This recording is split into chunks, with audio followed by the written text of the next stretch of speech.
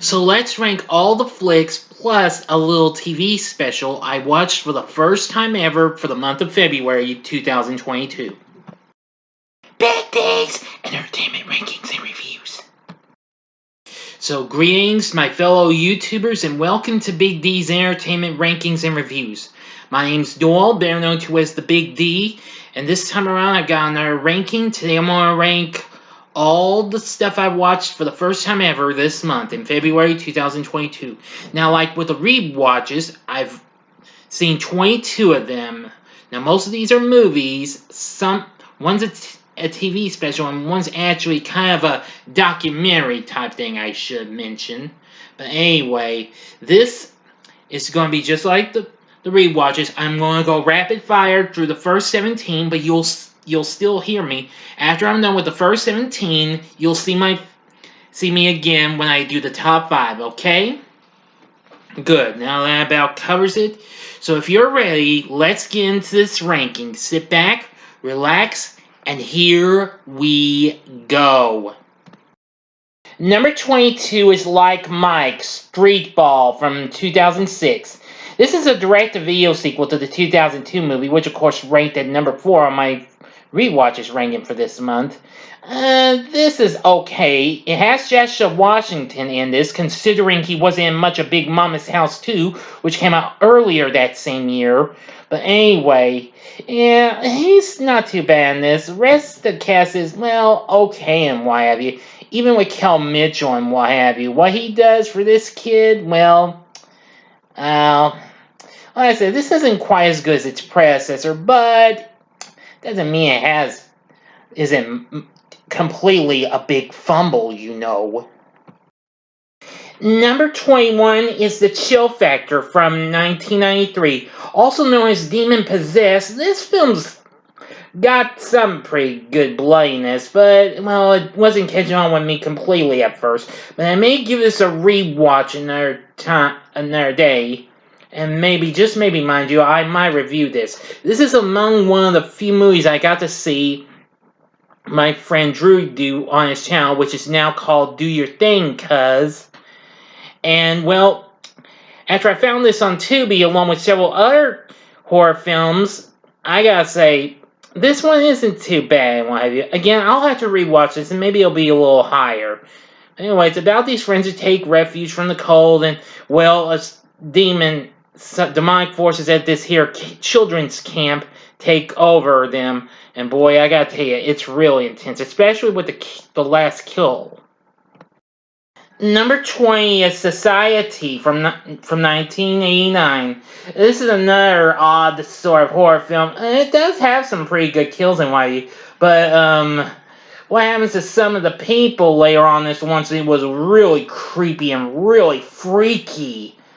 Overall, I'm going to say this film isn't too bad. Maybe I'll think of rewatching it again, maybe review this. And this is another film I recall seeing in one of Drew's last videos. Yeah, Society, it isn't factually completely that bad, you know. Number 19 is Texas Chainsaw 3D from 2013. Now, this is the film that features the Do Your Thing, Cuz line. Alexander Daddario plays someone who's actually kin to Leatherface. And boy, I gotta tell you, that was a real shocking surprise. Anyway, this film got a lot of hate, and I can't really blame it. At least be thankful I didn't see it in 3D. I just saw it on Peacock, and, well, it's not 110% bad. If you haven't seen my review for this film, gotta check it out. I did review some others. You'll see the other two first time watches of the Texas Chainsaw franchise on here.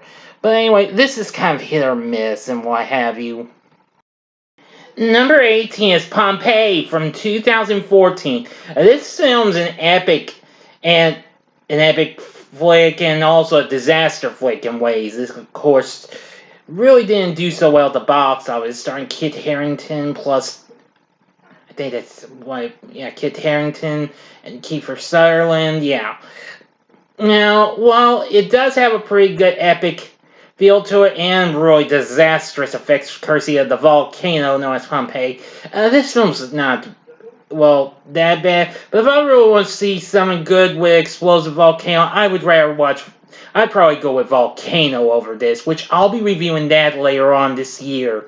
Pompeii, I'm gonna say it's reasonable, it's decent, but not really completely great, completely. But its ending's pretty saddening, though. Number 17 is Texas Chainsaw Massacre, which recently came to Netflix this month.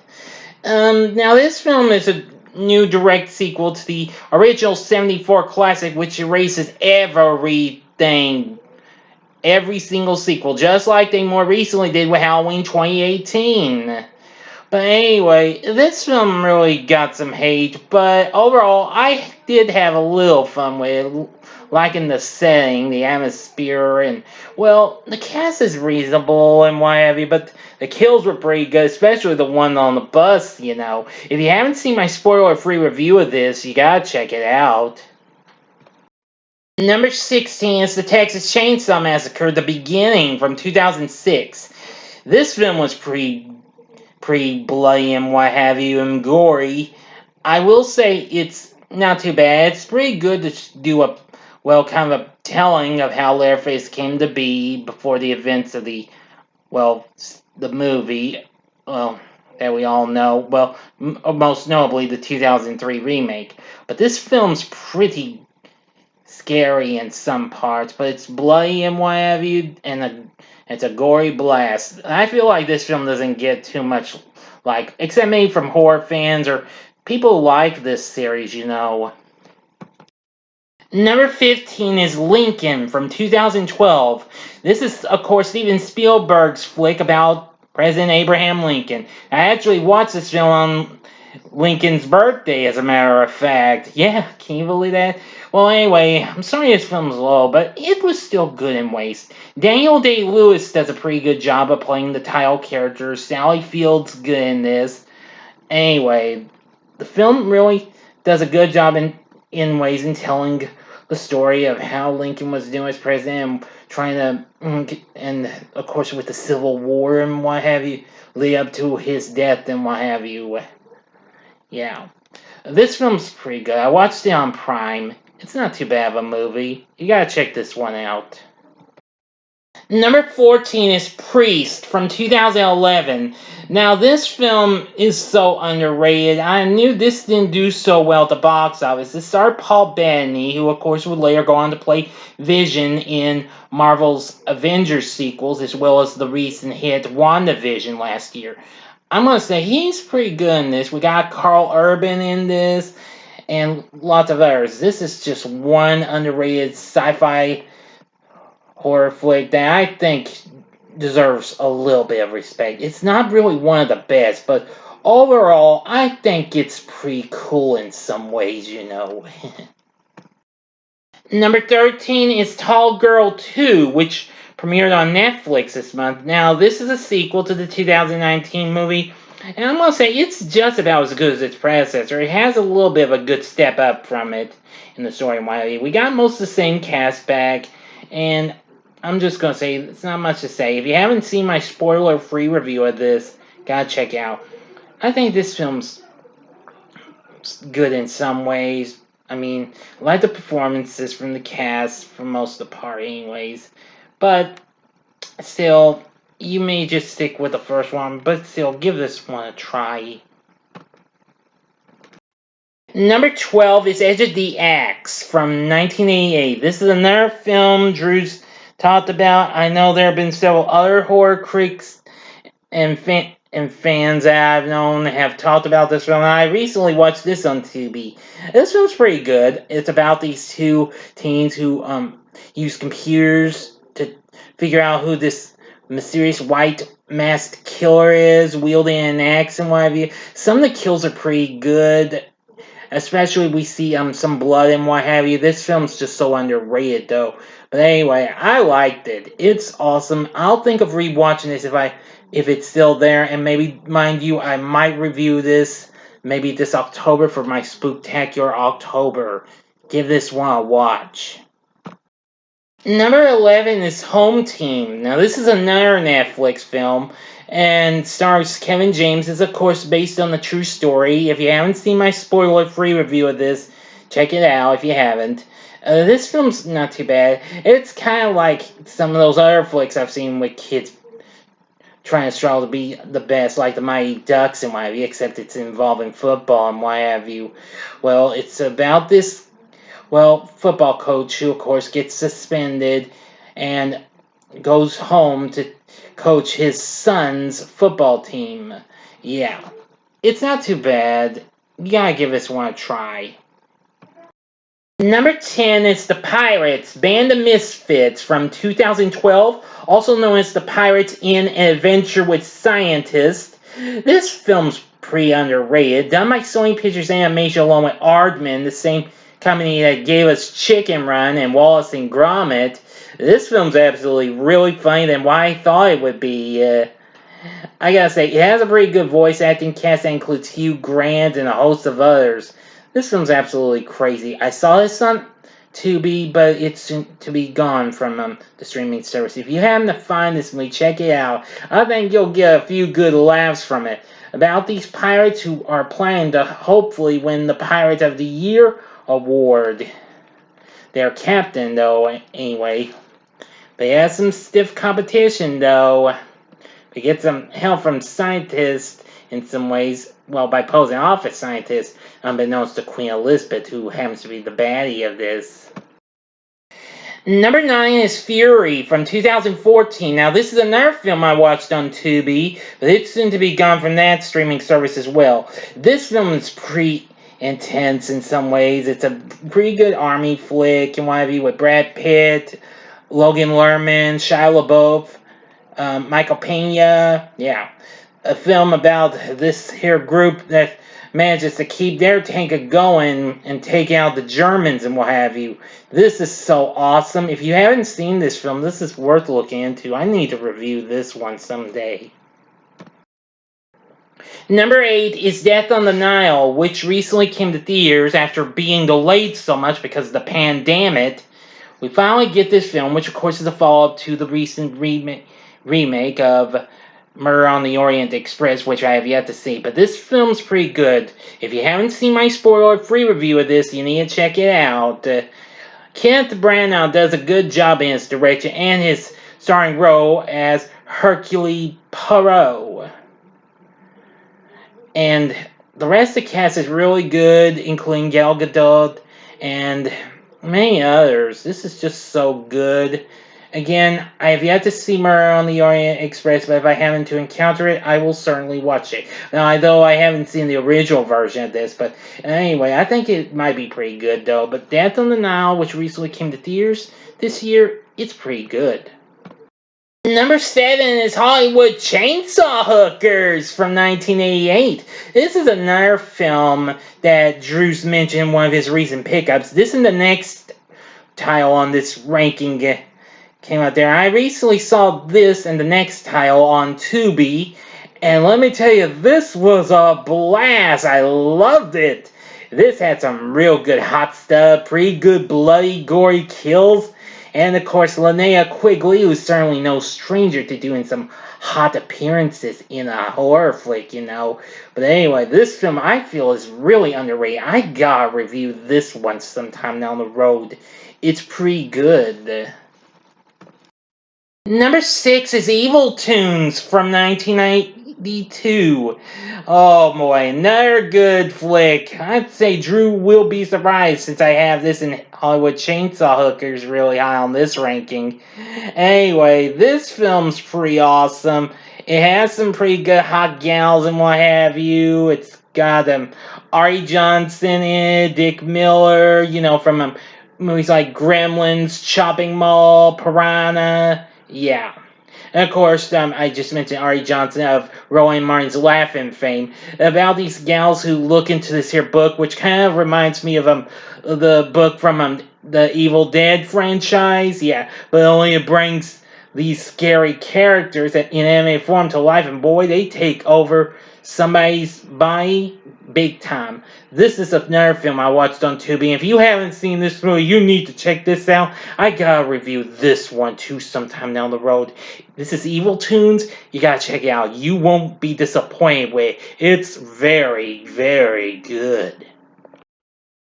Okay, I'm back. Now, as I said, I'd be back to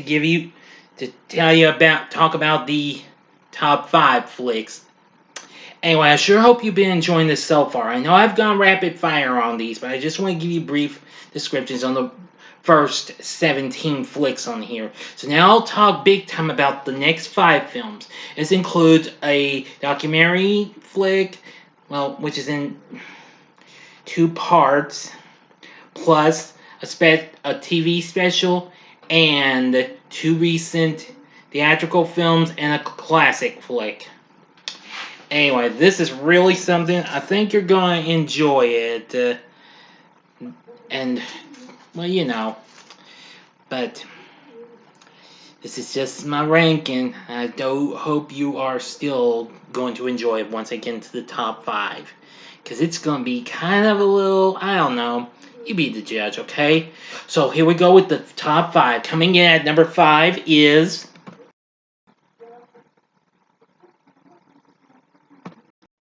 Stan Lee's Mutants, Monsters, and Marvels from 2002.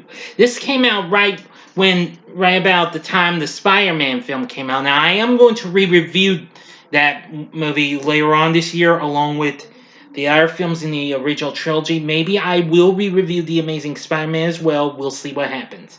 Anyway, now this was a direct-to-DVD title. I was going to get this, but turned it down all the time. But when I found it on Tubi, I decided to check it out. This is 2 complete features in my view, which they are on creating Spider-Man and Here Come the Heroes. Anyway, and it features the late great Stan the Man Lee himself from Marvel Comics talking to Kevin Smith, who of course, would appear in the Daredevil movie with Ben Affleck, and he'd also had hosted that I forgot what it was called. I know it's about these guys that like comics and what have you. I know AMC aired it. But anyway, I really liked what they talked about on YV, and I'm glad I got to enjoy it on Tubi. If it's still there, this is one you gotta check out in YV. You can still probably find this on physical media for a decent price. Anyway, if you really want to know how some heroes came to be, like not just Spider-Man, but the Incredible Hulk, the X-Men, the Fantastic Four, or I don't know, what have you in the Marvel Universe, then this is what you need to see. Anyway, that's Stan Lee's Mutants, Monsters, and Marvels. Great documentary, and I gotta say, I really enjoyed it. Now, coming in at number 4 is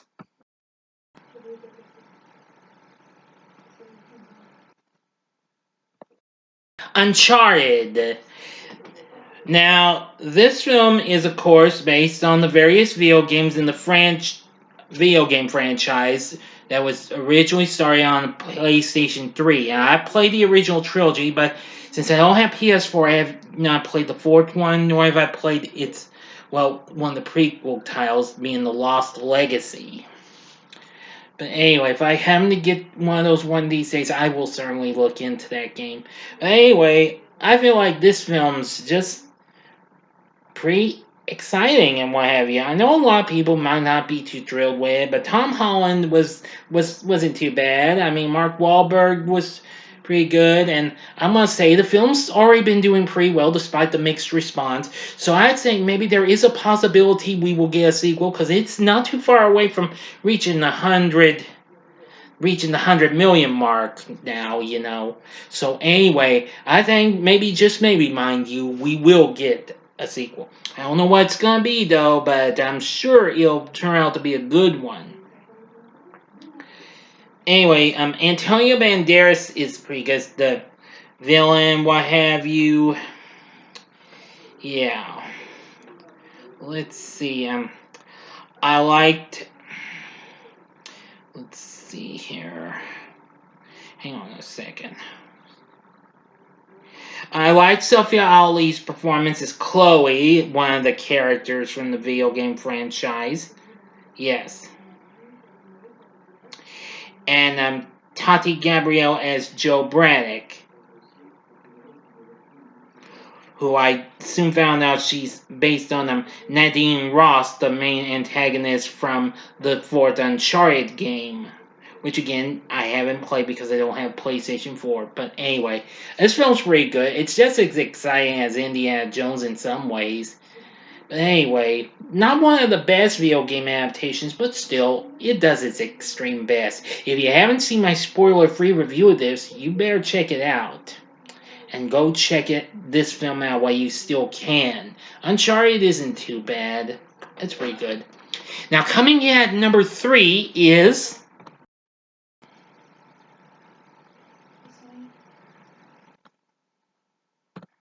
Martin Scorsese's Taxi Driver from 1976. I recently watched this on Netflix, and I gotta say it was not bad than I had thought it would be. This film's pretty good, what have you, with Robert De Niro in one of his early films, along with young Jodie Foster, plus Sybil Shepherd, Harvey Keitel, Pierre Boyle, Leonard Harris, and Albert Brooks. This is so awesome. I definitely gotta review this film. I liked De Niro's performance and what have you as Travis Bickle and what have you as he's a taxi driver but soon becomes this here vigilante type character and what have you.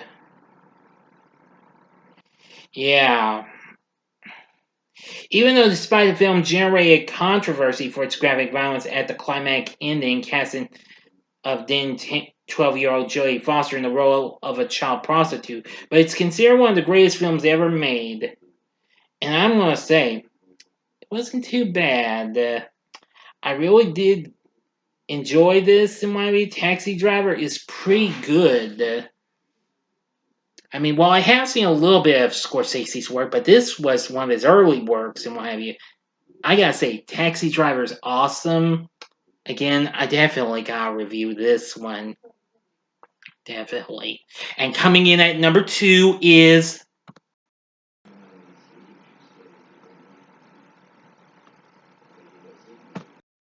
Free to Be You and Me from 1974. Now, this is a TV special, a children's entertainment project conceived, created, and executive produced by Marlo Thomas.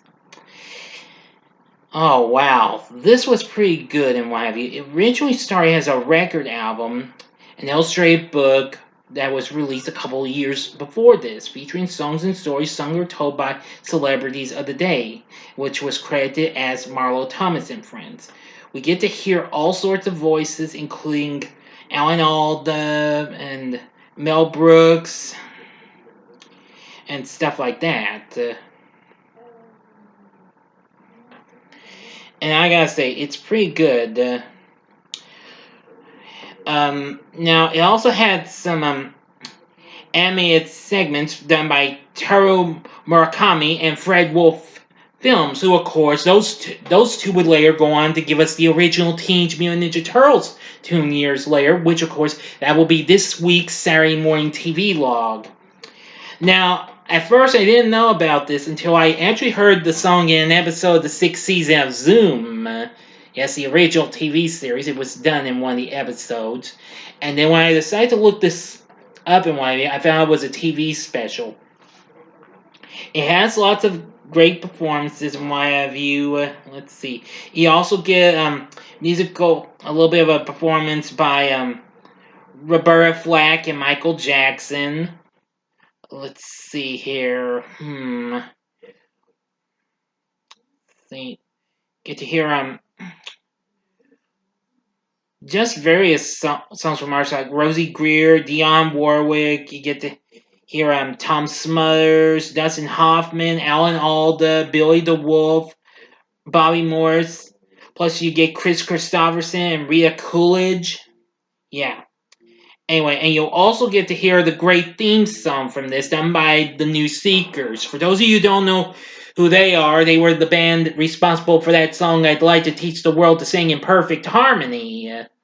The full special is available on YouTube. You gotta check it out. Now, it is available in 2 videos. I think one's in a little bit of a decent quality, I think, but the other is from the actual original airing of it when ABC aired it first in 1974. The special has been reshown several times on HBO and stuff like that. But anyway, yeah. Oh yeah, it's also been seen on TV Land, but it's never been seen again. But anyway, I really love this. I love the theme song to this. It's so amazing. It's beautiful. What can I say? I'm just going to say it's just incredible. Again, I recommend you check this one out. I gotta review this sometime down the road. And I think your kids might want to watch this too. Well, yeah, your kids have got to see this. Because this is for kids, you know. But hey, adults can enjoy this too, okay? Enough said. And coming in at number 1, my number 1 first time watch of February 2022 is